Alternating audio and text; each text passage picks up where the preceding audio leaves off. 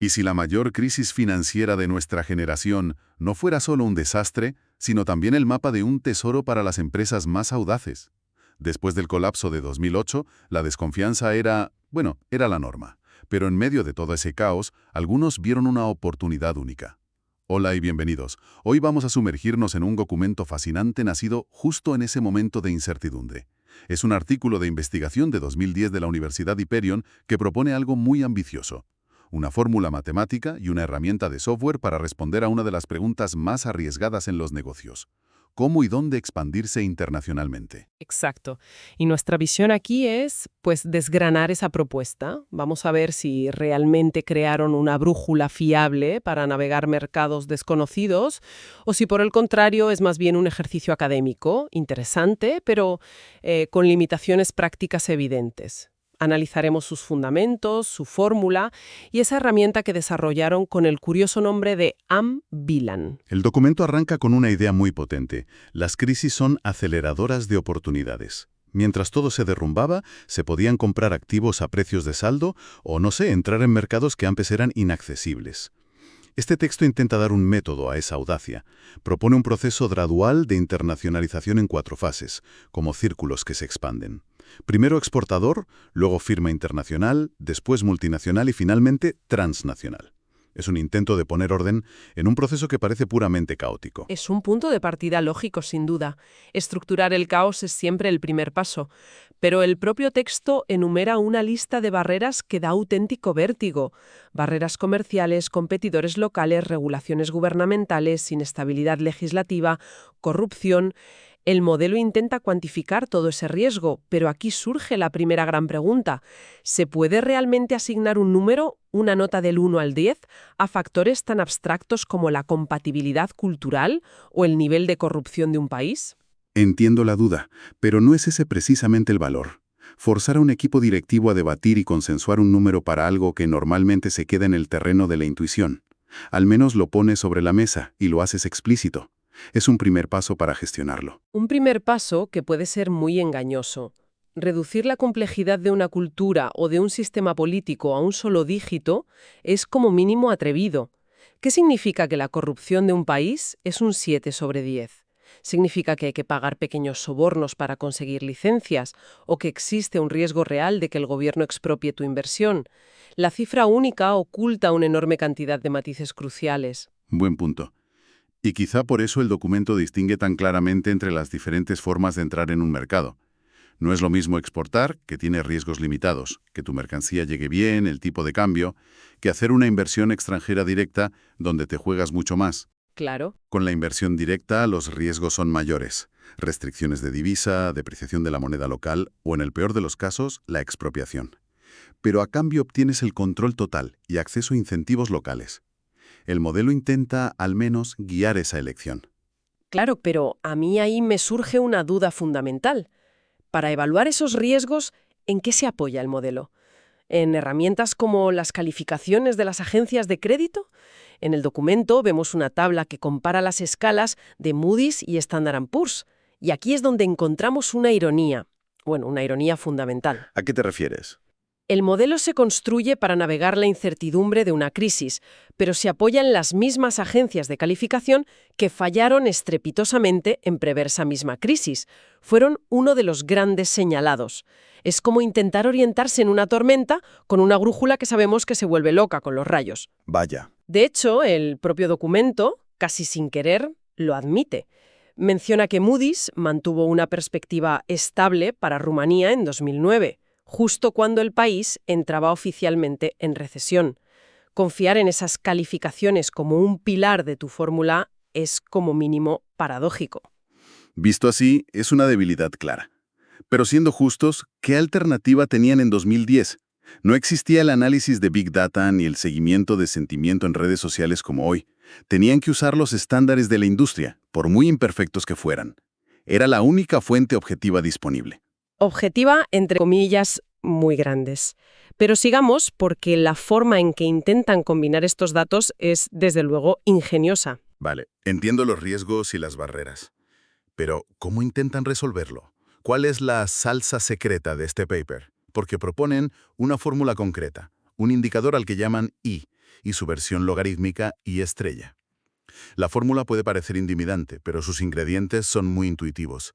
Tienes una N, que es la nota de riesgo del país, y una F, el grado de compatibilidad cultural y organizativa, que va de 0,1 a 100. Un factor muy humano. Permíteme que me detenga en ese factor F, la compatibilidad cultural. De nuevo, ¿cómo se calcula? ¿Quién decide si la compatibilidad entre una empresa alemana y una rumana es de 80 o de 85?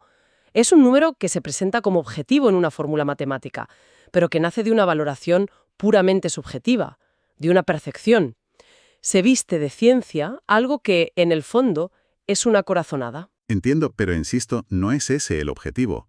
Forzarte a ponerle un número a tu intuición, para que al menos sea un factor explícito en la discusión y no solo un «no me da buena espina». ¿No es eso mejor que nada? Obliga a la gente a justificar sus sensaciones. Puede ser, siempre y cuando todo el mundo sea consciente de que ese número es una opinión disfrazada de dato. El peligro es que alguien lo tome como una verdad matemática. Pero continúa, ¿qué más lleva la fórmula? Después de esos factores de riesgo y compatibilidad, la fórmula compara la inflación y el crecimiento económico entre el país de origen y el de destino. La pregunta es simple. ¿Vas a un lugar más o menos estable que el tuyo? Y finalmente, el último componente es una radiografía de la salud financiera de la empresa objetivo, comparando su valor económico real con su capital social. Te dice si la empresa está saneada y tiene activos o si está al borde de la quiebra. Y esa parte es elegante, no hay duda. Me gusta cómo separa claramente el riesgo macroeconómico, el del país, del riesgo microeconómico, el de la empresa específica. Esa distinción es muy útil. Sin embargo, su rigidez es su talón de Aquiles. Los propios autores dicen que los ratios que comparan la inflación y el crecimiento tienen un límite razonable de 2. Pero, ¿qué pasa en un escenario de hiperinflación o durante un boom económico descontrolado? Precisamente los escenarios más extremos que una crisis puede generar. El modelo parece diseñado para un mundo razonable, no para los cisnes negros que en teoría pretende ayudar a navegar. Pero quizás ese es precisamente su valor. No intenta predecir el cisne negro, que por definición es impredecible, sino darte la mejor ruta posible en el 99% de los escenarios razonables. No es una bola de cristal, es una brújula para el día a día. Y lo mejor es que el resultado es increíblemente práctico. El valor final de I estrella te sitúa en una tabla que te da una recomendación estratégica directa. Si I estrella es menor que 0, te dice, olvida las alianzas, la empresa que miras está infravalorada, cómprala y transfórmala, o crea la tuya desde 0. Si es mayor que 5, te advierte, demasiado arriesgado para asociarte, limítate a exportar. Ofrece una hoja de ruta clara, no una ambigüedad. Ofrece una respuesta clara, sí, pero basada en premisas que, como hemos visto, pueden ser frágiles. La claridad del resultado puede enmascarar la incertidumbre de los datos de entrada, pero tienes razón en que intentan demostrar su validez y el caso práctico que presentan es muy revelador. Exacto. Para demostrar que no es solo teoría, lo probaron con una empresa real de Rumanía que cotizaba en bolsa, Compasiviu, un fabricante de componentes de automoción. Y aquí hicieron algo muy inteligente. Para poner a prueba la fiabilidad del indicador, calcularon el valor de la empresa y por tanto el indicador I estrella de 3 formas distintas. Los resultados fueron asombrosamente similares. Los 3 arrojaron un valor para I estrella alrededor de 2. Eso suena increíblemente robusto. Si 3 métodos distintos te dan la misma respuesta, parece que tienes algo sólido entre manos, ¿no? El valor en bolsa, el activo neto corregido, o ANC, y el flujo de caja descontado, o DCF. Y es verdad que los resultados numéricos son cercanos, lo que le da solidez al cálculo. Pero hay un detalle crucial que el propio texto admite y que para mí es la clave de todo el análisis. ¿Cuál? Primero, aclaremos los términos. El activo neto corregido, el ANC, consiste básicamente en valorar la empresa por lo que posee físicamente. Sus fábricas, su maquinaria, su inventario. Es una foto del presente. Entendido. El flujo de caja descontado, el DCF, es una película del futuro. Intenta predecir cuánto dinero va a generar la empresa en los próximos años. Es, por naturaleza, mucho más especulativo. Entendido. ¿Y dónde está el detalle crucial? Ana de aquella época. Por lo tanto, los analistas eligen considerar el valor obtenido por el método ANC, el de los activos físicos, como el más preciso. Ah, Esta no es una decisión del modelo. no es la fórmula la que habla. Es el juicio humano, la intuición del analista, la que interviene y dice, de estos dos resultados, me fío más de este. Pero eso es lógico, siempre se necesita un experto que interprete los datos. La herramienta es una ayuda, no un sustituto completo. Totalmente de acuerdo, pero mira las consecuencias de esa elección. Las propias capturas de pantalla del software que incluyen en el documento lo demuestran.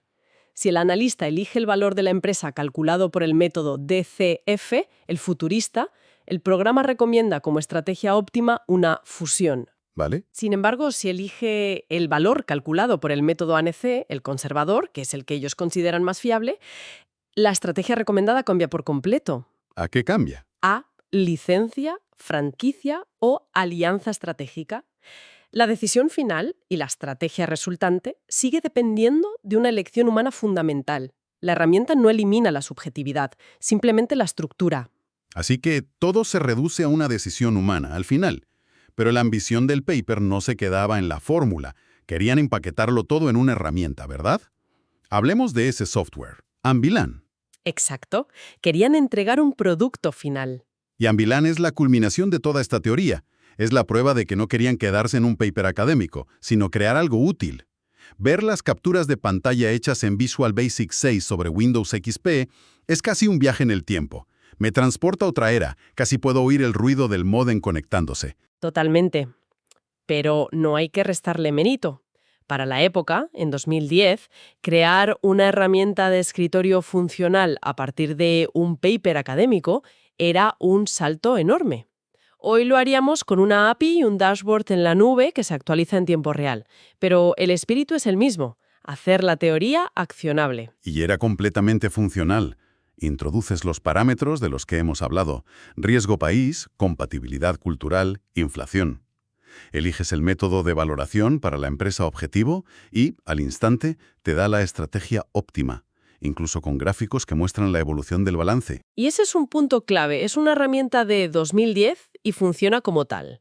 Es un modelo determinista. Metes unos números y siempre sale el mismo resultado fijo. Pensemos en cómo abordaríamos un problema así hoy. Probablemente usaríamos modelos de Machine Learning que analizarían miles de variables en tiempo real, desde noticias y sentimiento en redes sociales hasta datos de transporte marítimo, para encontrar patrones y probabilidades, no certezas.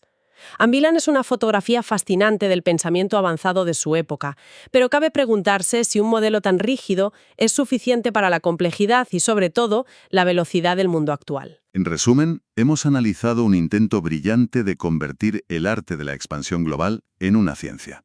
El documento nos ofrece un marco claro, una fórmula concreta y una herramienta de software para guiar una de las decisiones más arriesgadas que una empresa puede tomar. Es un sistema potente para pensar de forma ordenada sobre el riesgo global y, como mínimo, forzar al equipo directivo a cuantificar sus suposiciones. Y a la vez hemos visto sus grietas. Es un modelo que depende fundamentalmente de datos subjetivos, como el ajuste cultural, que se introducen como un número aparentemente objetivo.